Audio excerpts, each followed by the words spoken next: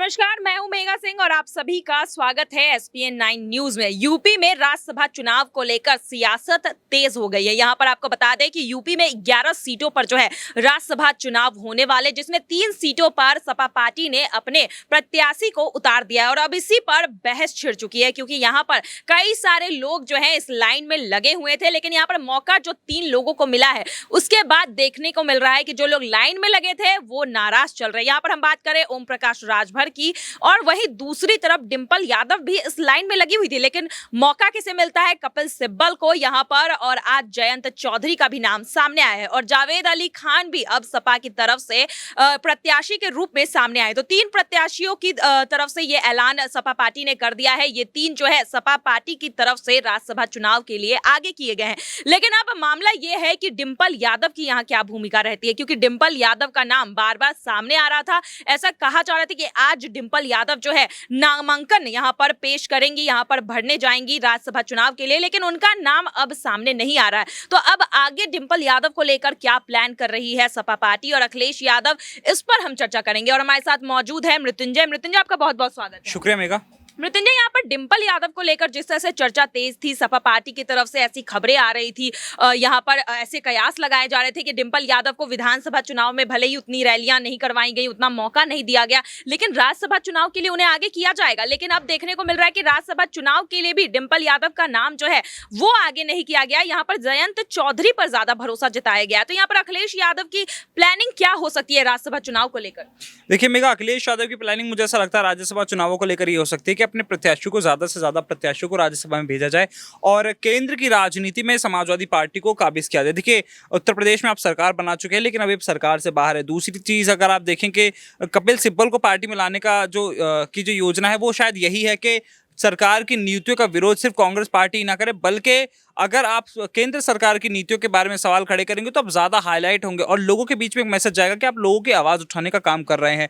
तो यही चीज है, क्योंकि आप उत्तर प्रदेश में सिर्फ उत्तर प्रदेश में रहकर केंद्र सरकार की नीतियों का विरोध करेंगे तो शायद ही आपको कोई जानेगा, लेकिन आप राज्यसभा के अंदर रह के अगर समाजवादी पार्टी की तरफ से आप केंद्र सरकार की नीतियों के बारे में बात करेंगे, उस पर चर्चा करेंगे, तो कहीं ना कहीं आपके लिए एक पॉजिटिव साइन है और उसी को अपनी तरफ करने के लिए इस वक्त अखिलेश यादव ने बड़ा कदम उठाया है। लेकिन डिंपल यादव को आगे क्यों नहीं किया? वो भी तो आगे जाकर यहाँ पर केंद्र सरकार के सवालों पर यहाँ पर उंगली उठा सकती थी, वो भी राज्यसभा के लिए आगे बढ़ सकती थी, लेकिन उनका नाम ना चुनकर जयंत चौधरी का नाम आगे करना, इसके पीछे क्या स्ट्रैटेजी हो सकती है? देखिए, आपने स्ट्रैटेजी की बात की। जयंत चौधरी को भी देखा जाए तो देखिए उनको भी सियासत विरासत में मिली है और बात ही भले ही है कि डिंपल यादव, देखिए भले ही उन्हें आजमगढ़ से हो सकता है उपचुनाव लड़ा दिया जाए, लेकिन गठबंधन किसके साथ है और गठबंधन को चलाने के लिए कुछ ना कुछ तो आप राजनीति में जानते हैं, गिव एंड टेक वाला हिसाब होता है। अगर आप कुछ चाहते हैं तो आपको कुछ पहले देना होगा।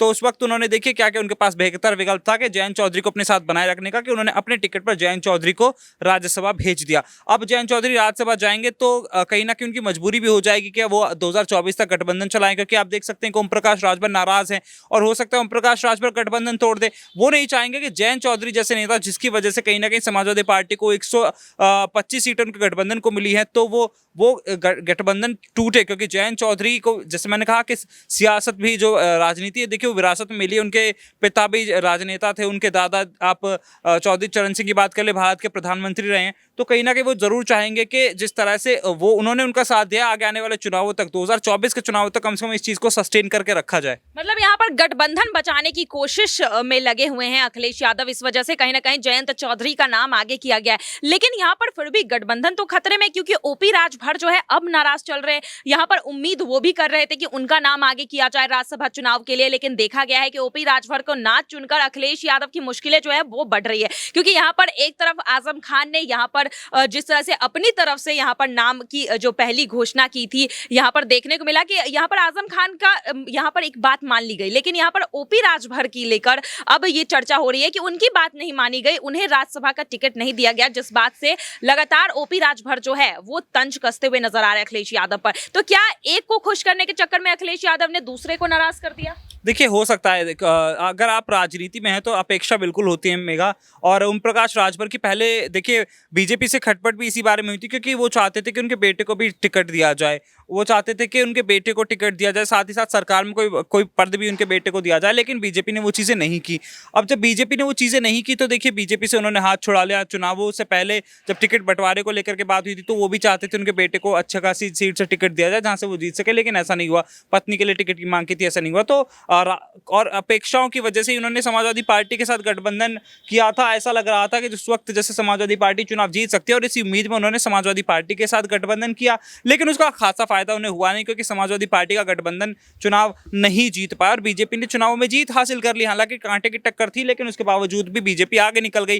तो अब देखिए जो एक हताशा है, जो हताशा किस तरह से बाहर निकाली जाएगी, इन्हीं तरह के तंज कसकर, क्योंकि देखिए वो चाहते हैं कि अखिलेश यादव बेहतर तरीके से काम करे ताकि 2024 के जो लोकसभा चुनाव है कम से कम उस वक्त तक के एक सियासी जमीन तैयार की जा सके, लेकिन अखिलेश यादव उसमें भी फेल होते नजर आते हैं। इसी वजह से ओम प्रकाश राजभर का फ्रस्ट्रेशन है जो अलग अलग बयानों में देखने को मिल रहा है। जी बिल्कुल, यहाँ पर ओम प्रकाश राजभर कहीं ना कहीं नाराज चल रहा है, लेकिन डिंपल यादव को लेकर यहाँ चर्चा हो रही है कि डिंपल यादव को आगे क्या वो बड़ी भूमिका दी जाएगी, क्योंकि यहाँ पर लोकसभा के उपचुनाव होने वाले हैं। आजम खान ने एक तरफ इस्तीफा दिया था, दूसरी तरफ अखिलेश यादव ने इस्तीफा दिया था आजमगढ़ से। उसके बाद कहा जा रहा है कि अब डिंपल यादव को आजमगढ़ से लोकसभा के उपचुनाव के लिए खड़ा किया जा सकता है। तो आपको क्या लगता है, यहाँ पर मौका जो है डिंपल यादव के लिए बन रहा है अब आगे के उपचुनाव के लिए? देखिए हो सकता है, बिल्कुल हो सकता है आजमगढ़ से। ऐसा पहले भी खबरें निकल करके मेगा सामने आई थी कि डिंपल यादव को चुनाव लड़ाया जा सकता है, आजमगढ़ से उपचुनाव जो लड़ा जा सकता है, क्योंकि देखिए उसके बाद देखिए कुछ ही समय बाद आप वहां पर देखेंगे लोकसभा चुनाव होने वाले हैं, तो उस सीट पर दोबारा चुनाव होगा।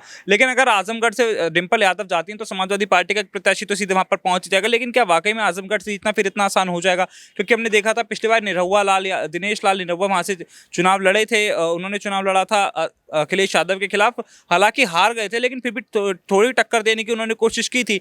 तो अगर इस बार ऐसा कुछ होता है तो क्या वाकई में डिंपल यादव जीत भी पाएंगे या नहीं जीत पाएंगी, या आगे आने वाले वक्त पर इसका क्या असर देखने को मिलता है, कई बड़ी बातें रहेंगी। लेकिन डिंपल यादव पर भरोसा जताया जा सकता था। हालांकि डिंपल यादव को शायद ना भेजने का, जैसे कि मैंने पहले भी आपको कारण बता दिया कि अखिलेश यादव हो सकता है अपने गठबंधन को बचाने के लिए इस तरह के कदम उन्होंने उठाए हों, और क्योंकि जानते हैं कि आजमगढ़ एक सेफ सीट है तो वहां से डिंपल यादव को आराम से जिताया जा सकता है। बिल्कुल, यहाँ पर आजमगढ़ में अखिलेश यादव की पकड़ है, और अगर डिंपल यादव यहाँ से उतरती है तो चांसेस जीतने के हो सकते हैं। वहीं रामपुर लोकसभा सीट की हम बात करें तो वहां से आजम खान चाहते हैं कि उनकी वाइफ को उतारा जाए, उनकी धर्मपत्नी को ये सीट पर दी जाए, चुनाव लड़ने का मौका दिया जाए। यहाँ पर पहली शर्त ऐसा कहा जा रहा था कि आजम खान की मान ली गई है कपिल सिब्बल को लेकर। यहाँ कपिल सिब्बल का नाम जो है कहीं ना कहीं आजम खान की वजह से ही सामने आया राज्यसभा चुनाव को लेकर, और अब आजम खान चाहते हैं कि उनकी पत्नी जो है वो रामपुर के लोकसभा उपचुनाव के लिए खड़ी हो। तो यहाँ 2 सीटों पर उपचुनाव होने वाले, डेट भी आ चुके हैं, जून में होने वाला ये उपचुनाव। लेकिन अब देखना यह है कि अखिलेश यादव